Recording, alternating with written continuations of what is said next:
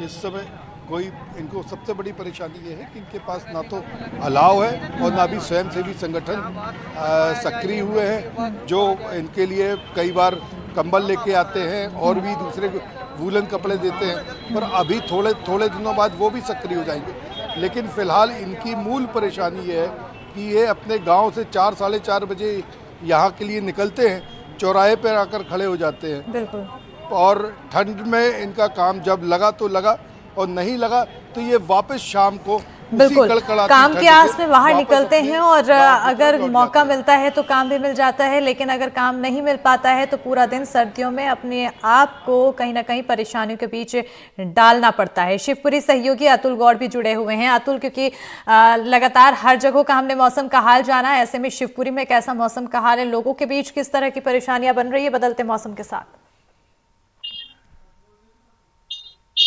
जी अस्मिता, देखिए शिवपुरी के मौसम में भी जैसे मध्य प्रदेश के मौसम में बदलाव है, वैसे ही शिवपुरी के मौसम में भी बदलाव देखा जा रहा है। और अगर मौसम विभाग की बात करें तो जिस समय हम बात कर रहे हैं 9:30 से ऊपर बज चुके हैं और इस समय मौसम का तापमान अगर हम देखें तो 8.5 डिग्री सेल्सियस के आसपास दर्ज किया जा रहा है। और अगर रात के तापमान की बात करें तो 22 डिग्री सेल्सियस के आसपास दर्ज किया जा रहा है। और बताया जा रहा है मौसम विभाग की तरफ से कि अब से 2-3 दिन बाद मौसम में और बदलाव आएगा और हो सकता है कि इलाके में बारिश हो सके। बिल्कुल। तो ऐसी संभावना है। ऐसे में अगर हम देखें तो शीतलहर लगातार चल रही है और हल्की धूप भी निकली हुई है और लोग धूप का मजा भी ले रहे हैं, लेकिन कहीं ना कहीं सर्दी का लोगों को बहुत ज्यादा एहसास हो रहा है, क्योंकि पहाड़ी इलाकों से जो हवाएं चल रही हैं उनकी अगर गति की बात करें मौसम विभाग के अनुसार तो यहाँ 6 किलोमीटर प्रति आवर की रफ्तार के साथ 10 किलोमीटर प्रति आवर की रफ्तार से हवाएं चल रही हैं, जो सर्द हवाएं हैं और कहीं ना कहीं लोगों को परेशान कर रही हैं। जिस रोड पर हम खड़े हुए हैं वो फिजिकल एरिया है और ये बहुत वेस्टर्न इलाका है। इस समय यहाँ पर बहुत सारी रौनक हो जाती है, लेकिन इस समय जो है यहाँ पर ज्यादातर सुनसान इलाका देखा जा रहा है, क्योंकि सर्दी की वजह से वही लोग बाहर निकल रहे हैं जिन लोगों को जरूरी कामकाज से बाहर जाना है, या स्कूल के बच्चे जो स्कूल की गाड़ियों को पकड़ने के लिए आते हैं वही दिखाई दे रहे हैं। लेकिन जो काफी सारे लोग यहाँ से गुजर रहे हैं उनके सर पर आप देख सकती हैं कि टोपे हैं और जो गर्म कपड़े हैं वो पहने हुए हैं। अगर हम बात करें कुछ लोगों से, सर्दी कैसी लग रही है सर? बहुत है। सर्दी ज्यादा लग रही है। हाँ। तो ये सब पहने हैं आप। हाँ। शीतलहर चल रही है। हाँ। आप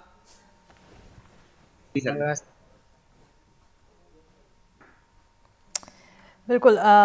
तो अतुल लगातार हमारे सहयोगी सबसे बात करने की कोशिश कर रहे हैं और कोशिशों में ये जानने की भी उनकी कोशिश है कि आखिर लोगों को कितनी परेशानी हो रही है। इजहार के पास लेकिन लोग चाय की चुस्कियां लेते हुए नजर आ रहे हैं और लगातार आगे पीछे हम देख रहे हैं कि काफी प्रशासन की तरफ से कुछ व्यवस्थाएं की गई है जो लोग बाहर रहते हैं, सड़कों पर रहते हैं, उनके लिए।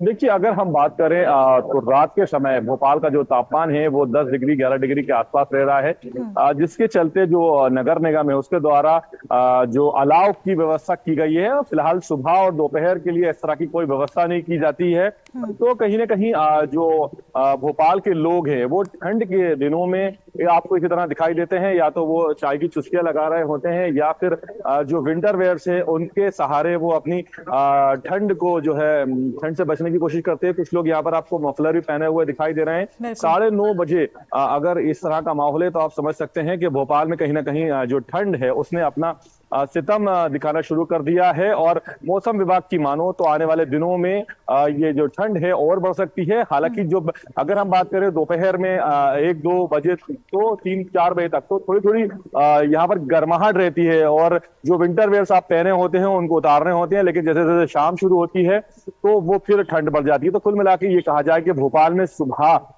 के समय और शाम के समय से ठंड ज्यादा देखने को मिलती है और जो रात का समय होता है वहां पर ठंड अपने फुल पीक पर होती है। जी बिल्कुल।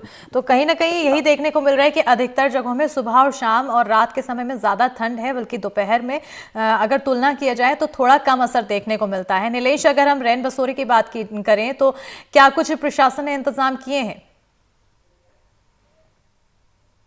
ठंड की शुरुआत से ही जिला कलेक्टरों को जितने भी हैं उनको आदेश जारी कर दिया जाता है राज्य प्रशासन की ओर से कि जो रैन बसेरा है वहां पर कंबल, तकिया और जो भी जरूरी गद्दा और जो भी जरूरी सामान है वो उपलब्ध रहे, इसका ध्यान रखा जाए। इसके अलावा रात के समय जो देर शाम से रात तक अलाव की व्यवस्था की जाए, ताकि अगर ठंड ज्यादा जिन इलाकों में है वहां पर लोग गर्माहट अलाव से भी ले सकें। इन सारी व्यवस्थाएं जिला प्रशासन द्वारा की जाती हैं। और जिला प्रशासन के अलावा जो नगरीय पंचायत के क्षेत्र हैं वहाँ पर जिला जो पंचायत की जो बॉडीज हैं वो करती हैं, या फिर नगर निगम के क्षेत्र हैं, इनको सबको पहले से ही दिसंबर के शुरुआती दिनों से ही आदेश जारी कर दिया गया था राज्य प्रशासन की ओर से छत्तीसगढ़ में। और लगभग जो इलाके हैं वहाँ पर देखने को भी मिलता है कि जो जरूरी सुविधाएं हैं वो अभी फिलहाल उपलब्ध हैं। लेकिन ज्यादातर लोग चूंकि छत्तीसगढ़ में अभी खासकर अगर आसपास के जो मैदानी इलाके हैं उसकी बात करें तो उतनी ठंड नहीं पड़ रही है कि लोगों को अलाव की जरूरत महसूस होती हो। ग्रामीण इलाकों में जरूर ठंड है, लेकिन मैदानी इलाकों में अभी फिलहाल उतनी ठंड नहीं है। जैसा कि आप देख रहे हैं 9 साढ़े 9 बजे का समय है और लोग आराम से धूप खिलखिलाई हुई है और सब लोग कोई हाफ टी शर्ट पहना हुआ है, कोई स्वेटर भी है जो बुजुर्ग को पहने हुए नजर आए थे। लेकिन कुल मिला के ठंड इतनी ज्यादा दिन में नजर नहीं आ रही है, रात में थोड़ी ठंड जरूर है। बिल्कुल। छत्तीसगढ़ और मध्य प्रदेश में अगर तुलना की जाए तो छत्तीसगढ़ में कहीं ना कहीं कम सर्दी 9:30 बजे का समय हो चुका है और कम महसूस की जा रही है। तो वहीं अगर मध्य प्रदेश के अलग अलग जगहों की बात की जाए तो यहाँ थोड़ी सर्दी या तापमान में गिरावट ज़्यादा दर्ज की जा रही है। संजीव, क्योंकि अभी आपके आसपास भी देखने को मिल रहा है काफ़ी लोग यहाँ पर जो मौजूद हैं स्वेटर में नज़र आ रहे हैं, ऐसे में अभी भी तापमान के क्या हाल हैं और साथ ही साथ प्रशासनिक की व्यवस्थाएं यहाँ पर क्या कुछ है? बिल्कुल, अभी जो तापमान है वो 13 डिग्री है, पर जो न्यूनतम तापमान था वो रात को करीब 9 डिग्री था और ऐसा लगता है कि लगातार घटता जा रहा है। जो नज़दीकी जिला उमरिया है वहाँ पर तो पत्तों के ऊपर बर्फ़ जमना भी शुरू हो गई है, पर अभी प्रशासनिक व्यवस्था कुछ भी देखने के लिए नहीं है। नगर निगम के द्वारा अलाव जलाए जाते हैं, पर अभी अलाव के लिए कल कुछ पार्षद उद्यान अधिकारी के पास भी पहुंचे थे कि गरीबों के लिए अलाव जलाए जाए, पर अभी अलाव की कोई व्यवस्था देखने नहीं मिल रही है। मैं जिस जगह पे खड़ा हूँ ये लेबर चौक कहलाता है और यहाँ चारों तरफ से गांव से लेबर आती है, तो इनके लिए भी यहाँ कुछ अलाव की व्यवस्था की जाती है, पर फिलहाल ऐसा कुछ भी नहीं है क्योंकि ये लोग सुबह 4 बजे से अपने काम की तलाश में आ जाते हैं और जिनको काम नहीं मिलता वो शाम देर तक यहीं खड़े रहते हैं। तो धूप तो जब हो जाएगी तो इनका काम चल जाता है, लेकिन सुबह जल्दी और जब शाम को जाने का समय होता है जब तक के लिए अगर अलाव की व्यवस्था यहाँ पर हर वर्ष की जाती है, पर फिलहाल अभी नहीं की गई। हो सकता है कि 2-4 दिन में की जाए। फिर जो लोग सड़कों पर अपना जीवन गुजारते हैं उनके लिए रैन बसेरा बनाए गए हैं और सरकार रात को वाहन लेकर उन लोगों को जबरदस्ती रैन बसेरे में भेजती है। कुछ लोग जाना चाहते, कुछ नहीं भी जाना चाहते, पर उन्हें रैन बसेरा में भेजा जाता ताकि उनकी ठंड से जान न जाए। तो रैन बसेरा तो तैयार है, पर अभी वो अभियान शुरू नहीं हुआ जिससे उन लोगों को रैन बसेरा भेजा जाता है। अस्मिता, कुल मिलाकर देखा जाए तो प्रशासन अपनी तरफ से यहाँ पर तैयारियां दुरुस्त कर चुका है, लेकिन अभी अभियान की शुरुआत होना बाकी है। ऐसे में इंतजार किया जा रहा है कि आखिर अभियान की शुरुआत के बाद कितना लोगों को उसका फायदा मिल पा रहा है। अतुल, आपकी ओर रुख करें तो अगर मौसम विभाग के अनुमान को जाने तो क्या कुछ पूर्वानुमान है मौसम विभाग की तरफ से शिवपुरी को लेकर? जी अस्मिता, देखिए मौसम विभाग ने साफ तौर पर कहा है कि जैसे कि हर बार सर्दी शिवपुरी में बढ़ती है, क्योंकि अगर हम पहाड़ी इलाकों की बात करें तो उसकी सीधी कनेक्टिविटी शिवपुरी की है। दिल्ली से सर्द हवाएं चल करके जो है इस एरिया में प्रवेश करती हैं और लगातार वो सर्द हवाएं अब प्रवेश करना शुरू कर दी हैं।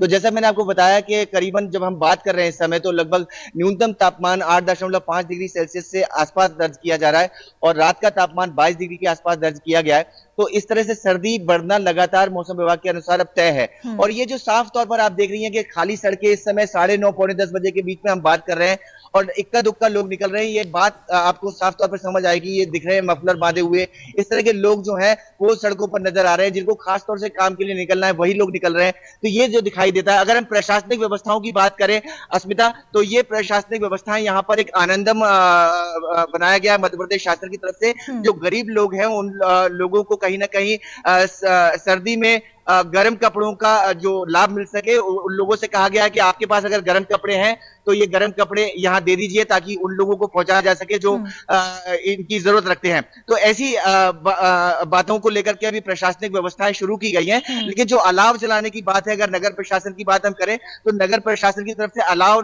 रात में अभी नहीं जलाए जा रहे हैं और जो लोग हैं कहीं ना कहीं वो नाश्ते का लुत्फ ले रहे हैं, हल्की धूप है उसका मजा ले रहे हैं और सर्दी कहीं ना कहीं आपको साफ तौर पर दिखाई देगी। मैं आपको दिखा सकता हूं।